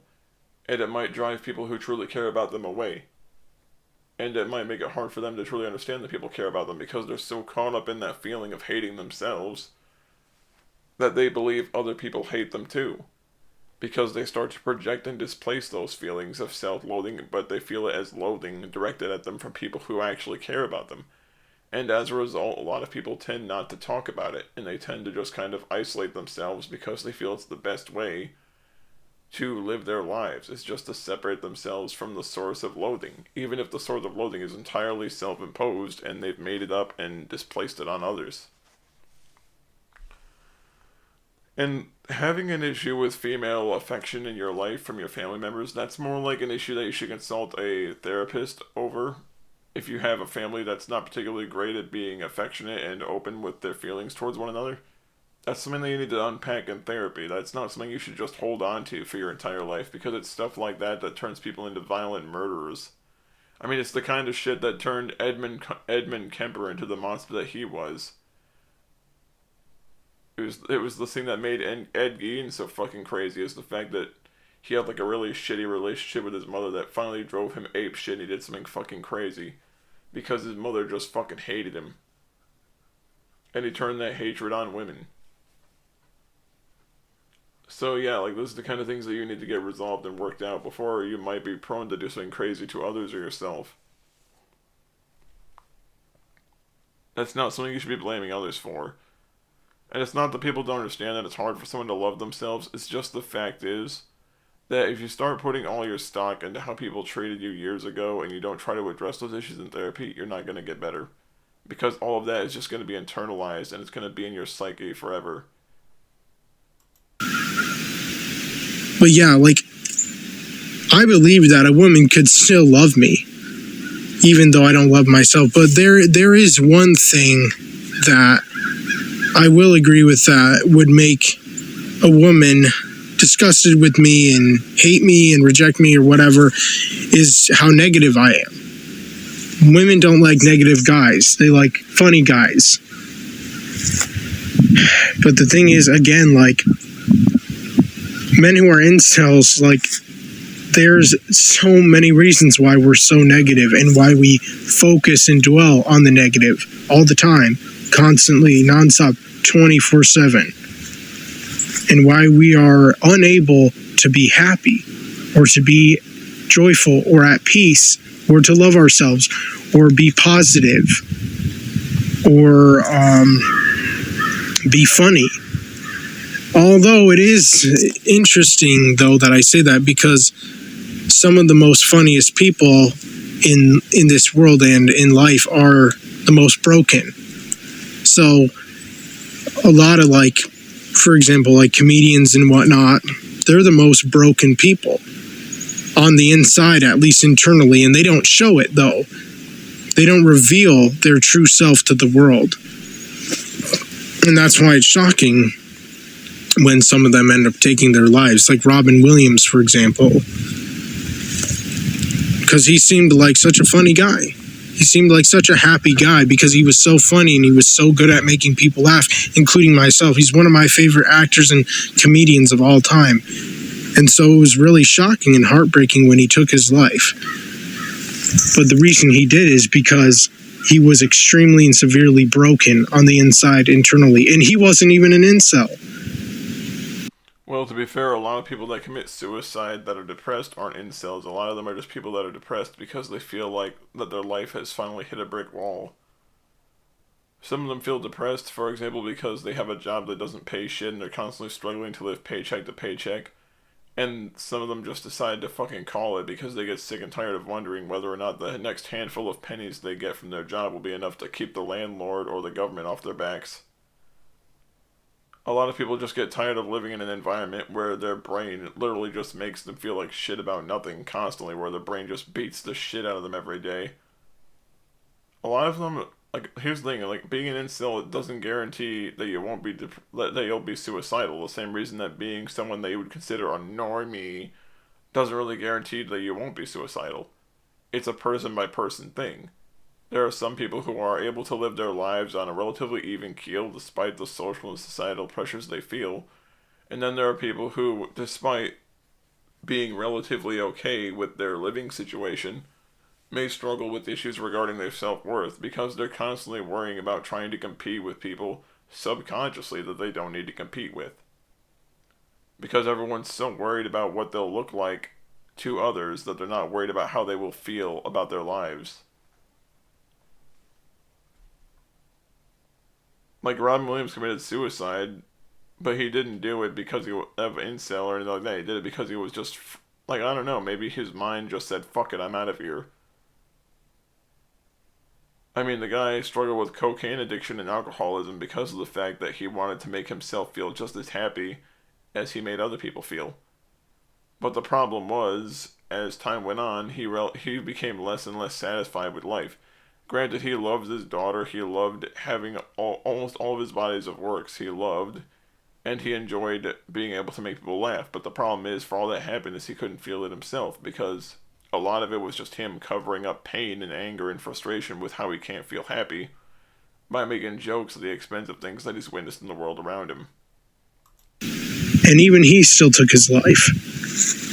And it's devastating and also interesting because you would think, because, you know, people who are so good at making people laugh and are just so funny and humorous are probably really happy.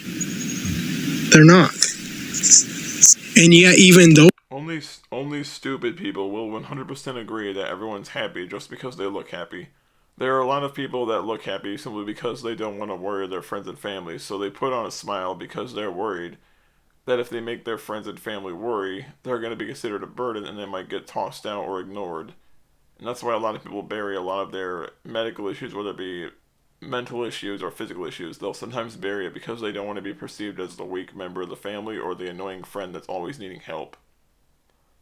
And that's why a lot of the quiet guys in the friend groups are usually the guys that are trying their hardest to smile and laugh through it all. It's because they're trying hardest not to fall apart. most people are able to get girlfriends and wives, and yet on the inside, they're just completely dead inside.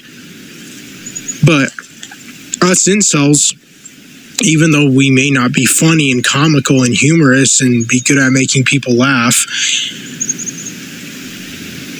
we're at least more open and honest with our true selves, and we're really in tune with our feelings, our inward feelings internally, and we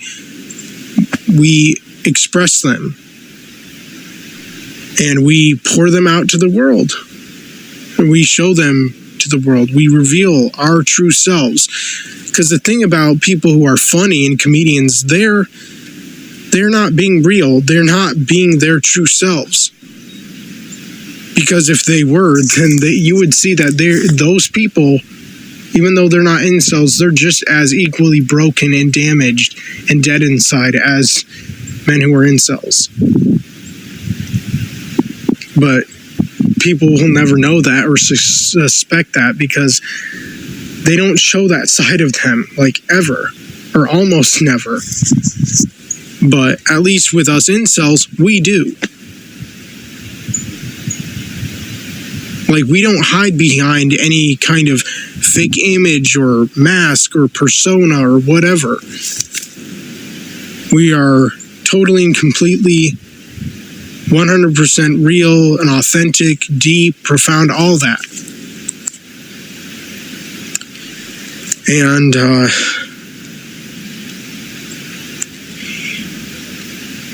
man,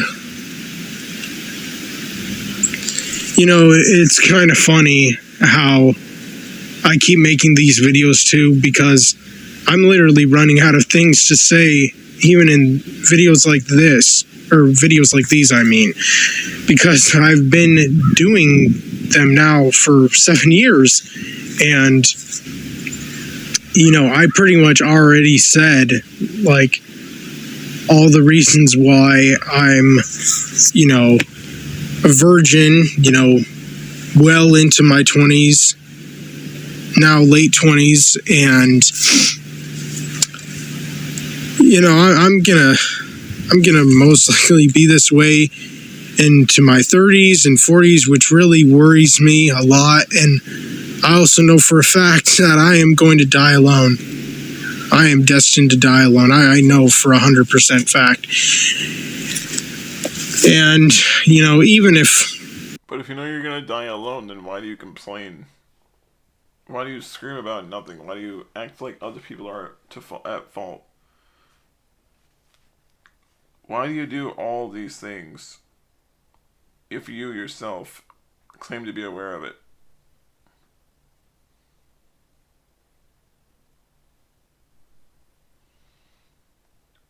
Like, I don't get why it is you keep making this everyone else's issue to listen to at this point. If you're well aware that there's no point in saying it, if you're well aware that you've said it so many times, then why continue to do it? That's the part where I just get confused. Even if a woman were to marry me, I would expect her to be a virgin, because I'm a virgin myself. So that would only be fair. I wouldn't want a woman who has experience. Fuck that. And I also wouldn't want a woman that would make me feel insecure and also rage towards her and bitterness and hostility. Hate. So basically, you just want someone that's a blank slate that you could more or less program to behave however you want. And for some reason, you're trying to act like this is the mentality of a healthy person that should totally be in a relationship. Hatred, anger, jealousy, envy, all that. You shouldn't hate someone just because they have one experience you don't. I wouldn't want to marry a woman who's had sexual experience, knowing very well what it would make me feel internally. Why would you need to give a shit if you really love this person, if you really are wanting that connection and that affection from that person? Why would you care whether or not it was a year ago or 5 years prior this person was involved with someone else? Why would it matter?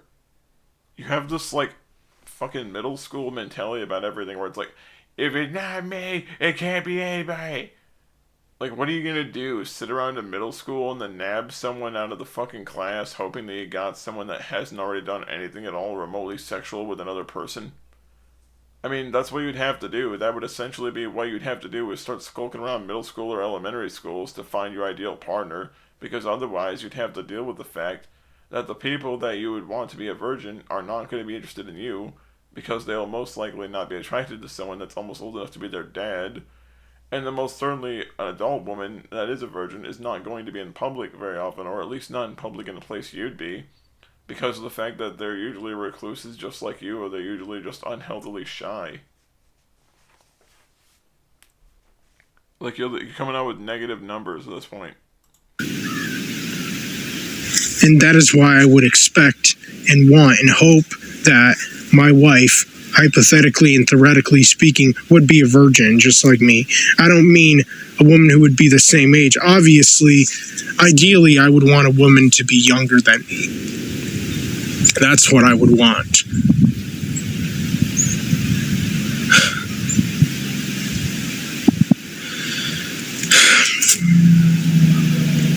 You know, most guys, usually just want a woman who's like, their age, a year younger, 2 years younger, 3 years younger. Not me. Like, usually, normally, I want a woman who's quite a bit younger than me. And I don't mean as in a minor or a teenager, like some of you really wretched normies will think. And I mean, you've admitted to being a habophile before. You've admitted it. No one's taking the shit you say out of context. You've admitted it before. P-Bricks covered this. Jill's covered it. I believe a lot of I believe Mortal Kombat and Firstborn of Your Favorite Son also covered it. And then maybe the youngest that I would even possibly consider getting with would be an 18-year-old. But that would be legal. Okay, that's an adult then. Just say an adult. Though, 18 is legal. Not that I'm saying that a girl who's 18 would want to get with a guy who's in his late 20s or even early 30s for that matter, but still wouldn't really be right, because it would basically be that'd be like the equivalent of the creepy weirdo suddenly grabbing the girl fresh off her 18th birthday. The reason I would want that and hope for that is because I never got to experience any kind of relationship with a girl when she was a teenager and when I myself was too. So really, honestly, the best chance you'd have is to have someone that's still a permanent teenager mentally, but an adult physically and legally, because at least then you can get what you want without needing to do something fucking nuts. But even then, you would still also have to find someone that would tolerate your negative, whiny, nihilistic, crybaby behavior. realistically, the only way that I could still technically at least be with a girl who's a teenager is one who's at least of legal age, like 18, 19, or whatever. And what's messed up is people would even still think of me as a freak and a predator and all that, even wanting a woman who's in her early 20s. People would even think that's Early 20s, not really, unless there was obviously like a lot, unless this person had like mental barriers, for example, that made them more vulnerable to manipulation, in which case, yeah, people would say that's a bit sus. Otherwise, people wouldn't look at you as funny. It would still be a little bit unusual for there to be like a 4 or 5 year age gap, but it wouldn't be nearly as bad. messed up. Like, oh, I'm 27, and if I were to get with a girl who's like 20, 21, 22 or something, people would think that's messed up and that I'm a predator. But they would even think that even more so if I were to get with a girl who's like 18 or 19, even though that's legal. Then why not go after someone that's like a year younger or a year older or the exact same age? That's my question.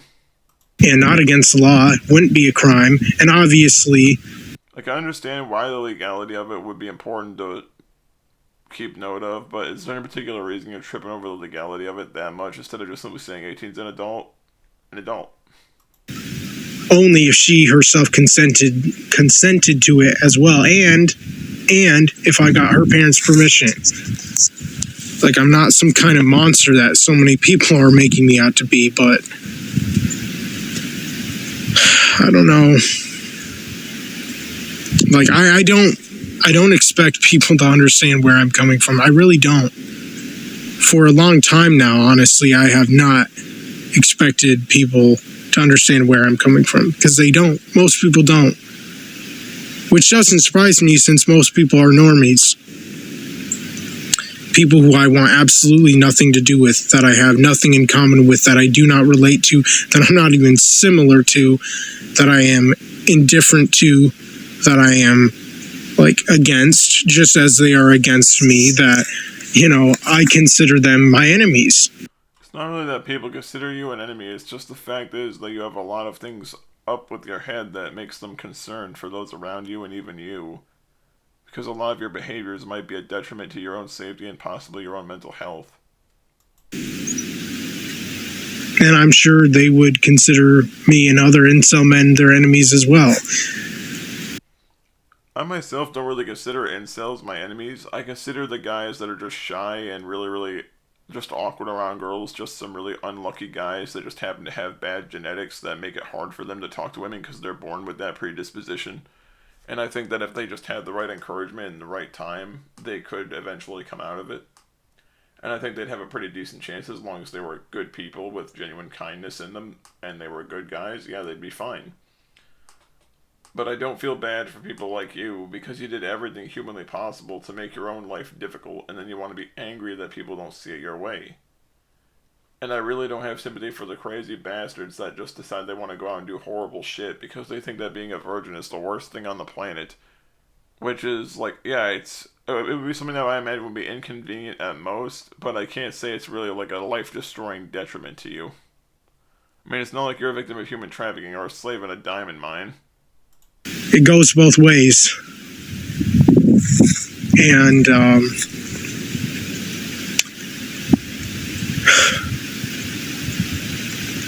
you know, I just,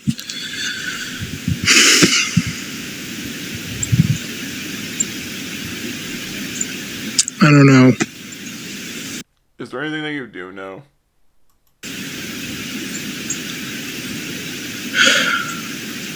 I know I've been droning on for too long, but only the real ones will watch this video all the way through.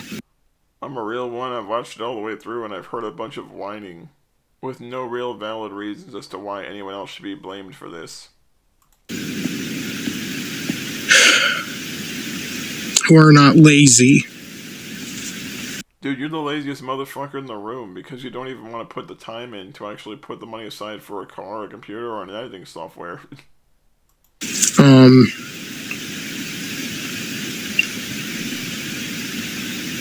But anyways, that's pretty much all I wanted to say in this video today. Let me know what you all think in the comment section down below.